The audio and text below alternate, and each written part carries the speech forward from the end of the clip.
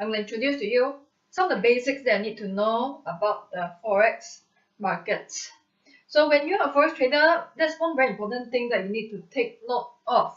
And that is what really moves the market, right? So a lot of people talk about the fact that fundamentals, economic factors are very important. But then there are so many events, so many economic events that can move the market. So all you need to do is just to focus on the main field that has the most amount of impact, and you can almost ignore the rest which has negligible impact. So some of the economic factors that you should take note of, for example, retail sales data, inflation rate, consumer price index, or some people call it the CPI. The few most important ones is the employment rates, which is NFP. Now NFPA stands for non-farm payroll. And the other thing is you need to take note of the changes in interest rates. So when the Federal Reserve announces a change in interest rate, that is when you need to take note of that particular news. So when the Federal Reserve conducts a quantitative easing, meaning that they will inject money into the economy, thus stimulating the whole entire economy. So when there's an increase in interest rate, very likely the value of the currency would also increase.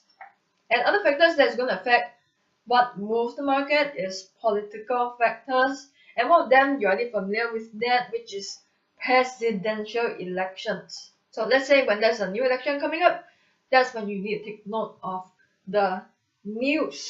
And the main thing that moves the market is actually market sentiment. It all comes down to the overall feeling among the traders based on how they perceive the economic factors and political factors.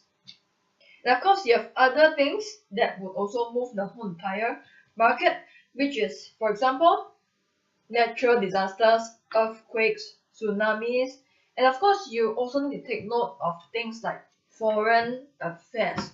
Let's say today China initiates a new project, a major project.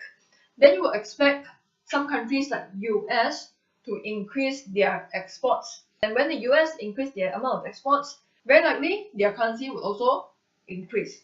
So how does this impact you? It means that you need to constantly monitor the economic calendar every single time when you trade. So where do you find the economic calendar? You can find it in various different websites.